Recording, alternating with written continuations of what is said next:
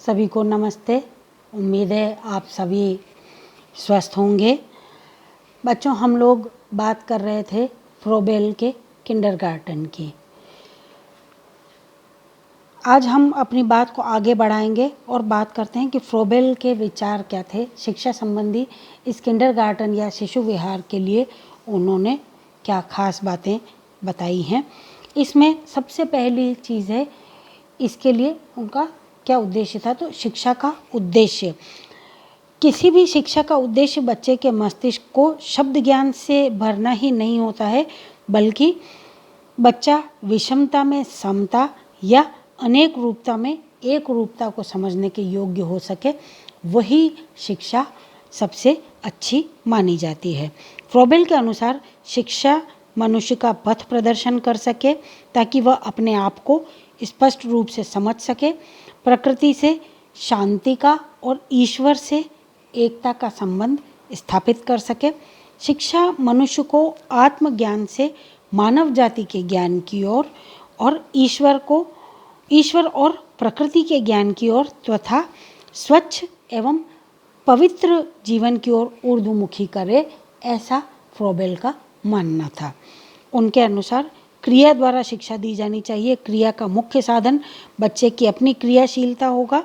खेल कूद बच्चे के विकास का अनिवार्य तत्व होना चाहिए। क्रिया को इंग्लिश में ऑक्यूपेशन से भी इसका मतलब निकाला जाता है।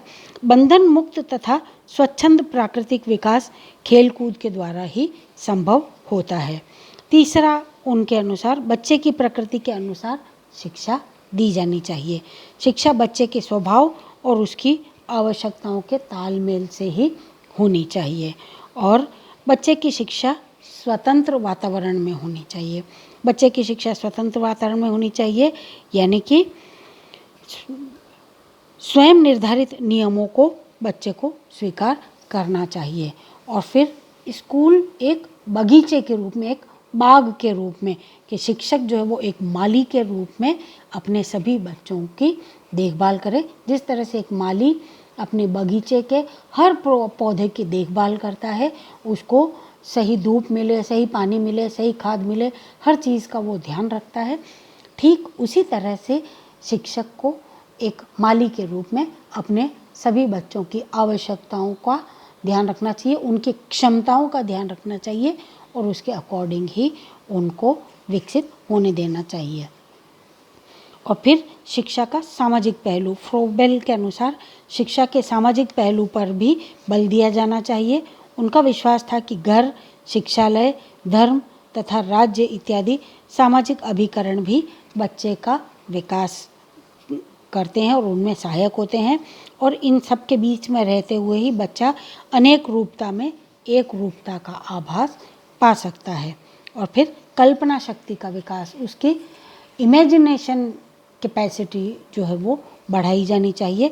बच्चे की कल्पना शक्ति को प्रेरित करने के लिए उन्होंने गीतों, हाव भावों और रचनात्मक कार्यक्रमों का निर्धारण किया। अब हम बात करते हैं इसके कुछ मुख्य तत्वों की, किंडरगार्टन के मुख्य तत्व। इसमें सबसे पहले हम देखेंगे शिशु विहार का अर्थ क्या होता है। बचपन से ही उन्होंने ये महसूस किया था, और जब उन्होंने ये शिशु विहार शिक्षा केंद्र खोला, जिसको जर्मन भाषा में किंडरगार्टन कहा जाता है,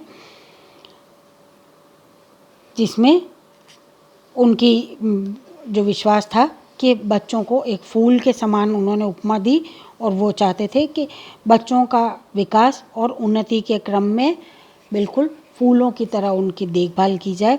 जिस प्रकार पौधे का विकास उसके भीतर बीज के अनुरूप होता है, उसी तरह से बच्चे का विकास भी उसके भीतर जो प्रतिभा है, उसके भीतर जो क्षमता है, उसी के आधार पे होता है। वो अपनी प्रवृत्तियों और भावनाओं को अपने अंतरतम में ही प्रस्फुटित करता है, जिसके लिए उचित वातावरण की आवश्यकता होती है। जिस तरह से बीज को जब तक उचित वातावरण नहीं मिलता, आप देखिए बीज को अगर आप किसी डब्बे में बंद करके रखेंगे तो उसमें से पौधा नहीं निकलता है। जब तक उस बीज को मिट्टी में दबाया नहीं जाएगा, उसको पानी नहीं दिया जाएगा, उसको उचित वातावरण नहीं मिलेगा, तब तक उसमें से अंकुरण नहीं निकलता। ठीक उसी तरह से अगर बालक को उचित, बालक के अंदर क्षमताएं तो वो पैदा हुआ जब से मौजूद हैं, लेकिन उनको धीरे धीरे विकसित करना ही समाज का, शिक्षक का, माता पिता का, सभी का कर्तव्य होता है और उसके लिए उनको उचित वातावरण दिया जाना चाहिए। इस शिशु विहार पद्धति के जो मुख्य उद्देश्य हैं उसमें बच्चों को उनके स्वभाव के अनुसार कार्य देना, उनके शरीर को शक्ति प्रदान करना, उनकी ज्ञानेंद्रियों को व्यवहार में लाना, उनके मस्तिष्क को जागृति प्रदान करना और प्रकृति और अन्य प्राणियों से उसका तादात्म्य स्थापित करना है। यह पद्धति विशेषकर हृदय और उसके स्नेह को उद्वेलित कर उनको संपूर्ण सृष्टि के मौलिक उद्भव स्थल की ओर ले जाती है, जहाँ पर वो सब मिलकर के एकाकार हो जाते हैं। और अब हम बात करते हैं शिशु विहार की विशेषताएं क्या होती हैं। सबसे पहली, जैसे हमने पहले जिक्र किया था, आत्मक्रियाशीलता। फ्रोबेल का विश्वास था कि बच्चों को ऐसी किसी भी क्रिया में नहीं इंडल्ज होने देना चाहिए, रमने देना चाहिए जो अध्यापकों या माता पिता के द्वारा थोपी गई हो। यानी कि बच्चा अपनी इच्छा से, अपनी मर्जी से जो काम करना चाहता है वही करे। उन्होंने इस बात पर विशेष जोर दिया कि बच्चे को पूर्ण स्वतंत्रता हो कि वो अपनी भावनाओं के अनुरूप अपने निर्णय को कार्यान्वित कर सके। बच्चे का विकास उसकी आंतरिक शक्ति द्वारा होता है। फ्रोबेल का मानना था कि शिक्षा स्वतंत्र आत्मक्रियाशीलता तथा आत्मनिर्णय का आयोजन करे, क्योंकि प्राणी मात्र ईश्वर का बिंब है जिसकी उत्पत्ति स्वतंत्रता के लिए होती है। अब देखिए, फ्रोबेल की बातों में स्वतंत्रता पर विशेष बल दिया गया है। मानव मात्र को ईश्वर का रूप मान करके ही और उसका विकास किया जाना चाहिए, ऐसी उनकी मान्यता थी। फ्रोबेल के अनुसार आत्मक्रियाशीलता एक ऐसा क्रम है जिसमें व्यक्ति अपने स्वभाव की जानकारी करता है, उस पर अपने संसार का निर्माण करके तब दोनों तत्व यानी कि अपना स्वभाव और अपनी सृष्टि में तालमेल पैदा करता है। इस आत्मक्रियाशीलता के विषय में एक किसी ने कहा है कि आत्मक्रियाशीलता इस संस्था का प्रथम नियम है। फ्रोबेल के इस किंडरगार्टन के लिए कहा गया था कि आत्मक्रियाशीलता, सेल्फ ऑक्यूपाइड, अपने आप को बिजी रखना, खुद काम करना, स्वप्रेरित कार्य करना, ये इस संस्था का प्रथम नियम है। जिस प्रकार का निर्देशन यहाँ होता है उसमें बच्चों का मस्तिष्क किसी ऐसे डिब्बे की तरह नहीं बनता जिसमें हर संभव शीघ्रता से विभिन्न मूल्यों के, विभिन्न युगों के नवीनतम सिक्कों की भरमार की जाती हो, अपितु इसमें शनै शनै यानी कि बहुत धीरे धीरे लेकिन निरंतर तथा अबाध गति से तथा सदा हृदय के भीतर से ही होता है। मानवीय मस्तिष्क के प्राकृतिक संबंधों के अनुकूल यह निर्देशन आडंबर रहित तथा धैर्य सहित होता है, जो सरलता से जटिलता की ओर, मूर्त से अमूर्त की ओर बच्चे के स्वभाव तथा उसकी आवश्यकताओं के अनुसार स्वाभाविक रूप से बढ़ता है और बच्चा उसे खेल के समान रुचिकर और आनंददायक समझता है। क्रियाशीलता के लिए यह आवश्यक है कि एक तो ये संदिग्ध और अनिश्चित नहीं हो, नियंत्रित तथा शोधित क्रिया हो, सार्थक क्रियाओं के लिए सामाजिक वातावरण होना चाहिए और आत्मक्रियाशीलता का कार्य अथवा खेल के रूप में ही उसको वो ग्रहण करें। और इसमें दूसरा उनकी जो इम्पॉर्टेंट कैरेक्टरिस्टिक्स है वो हैं खेल यानी कि play. Play is the purest and most spiritual activity of men at this stage. It gives therefore joy, freedom, contentment, inner and outer rest, peace with the world. It holds the sources of all that is good. Hindi में अगर हम बात करें तो इस अवस्था में खेल कूद जो है वो पवित्रतम तथा पूर्ण आध्यात्मिक क्रिया है। बच्चा सिर्फ और सिर्फ खेल समझता है, खेल के अलावा वो कुछ नहीं समझता है। अतः यह आनंद, स्वतंत्रता, संतुष्टि, शारीरिक और हार्दिक विश्राम बच्चे को प्रदान करता है और संसार में शांति स्थापित करता है। संसार में जो कुछ भी अच्छा है ये उसी का उद्गम स्रोत है। बच्चों के लिए खेल के माध्यम से ही सारा आनंद, सारी खुशी उनके जीवन का ये कह लेना चाहिए कि सच जो है वो सिर्फ और सिर्फ खेल है। फ्रोबेल चाहते थे कि खेल कूदों को निश्चित साधनों द्वारा संगठित और नियंत्रित किया जाए ताकि ये खेल केवल उद्देश्य रहित नकारात्मक क्रिया नहीं बन करके रह जाए, बल्कि इस उद्देश्य को प्राप्त करें जिसके लिए इसकी उद्भावना की गई है। इस कार्य के लिए तर्कयुक्त तथा चैतन्यपूर्ण मार्गदर्शन किया जाना चाहिए। इसी के फलस्वरूप फ्रोबेल ने बच्चों को खेलने के लिए उपहार दिए। विभिन्न उपहारों का जिक्र भी हम आगे करेंगे, वो क्या क्या हैं। अब उसके बाद में हम बात करते हैं गीत, हाव भाव और रचना की। फ्रोबेल ने बच्चों के लिए गीतों का निर्माण किया। गीतों के माध्यम से, सॉन्ग्स के माध्यम से उन्होंने हाव भाव और रचनात्मक कार्यों में आपस में संबंध देखा और तीनों के पारस्परिक सहयोग के रूप की अभिव्यंजना उन्होंने की। बच्चा जो कुछ भी सीखता है वो पहले गीत के द्वारा उसको अभिव्यक्त करता है तथा इसे हाव भावों के प्रदर्शन से अभिनीत किया जा सकता है और अंत में कागज़ तथा मिट्टी की रचनात्मक चीज़ों से भी उसको प्रदर्शित किया जाता है। इसी तरह से मस्तिष्क, भाषण, अंग तथा हस्त का, हाथों का संतुलन और कोऑर्डिनेशन आपस में विकसित होता है। तीनों क्रियाएं जो है ये वो ज्ञानेंद्रिय अंगों तथा मांसपेशियों का पर्याप्त अभ्यास बच्चों को करवाती हैं और इसके लिए उन्होंने जो गीत हैं उनका चयन किया।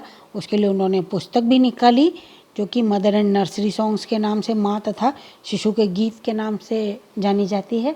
इस पुस्तक में 50 ऐसे गीत हैं जिनके साथ में खेला भी जा सकता है। इन गीतों के पीछे जो भावना है उसमें बच्चे अपने अंगों और अपने विभिन्न इंद्रियों का उपयोग कर सकें, इसी भावना के साथ इन गीतों की रचना की गई है।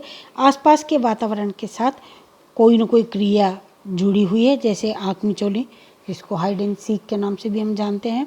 गीतों का चयन अध्यापक बच्चों के विकास के अनुरूप करता है और प्रत्येक गीत में 3 भाग होते हैं। एक माता तथा अध्यापक के लिए आदर्श वाक्य होता है, दूसरा लय तालबद्ध कविता होती है और तीसरा गीत को समझने के लिए कोई भी तस्वीर उसमें मौजूद होती है। और फिर इसमें है उपहार तथा कार्य।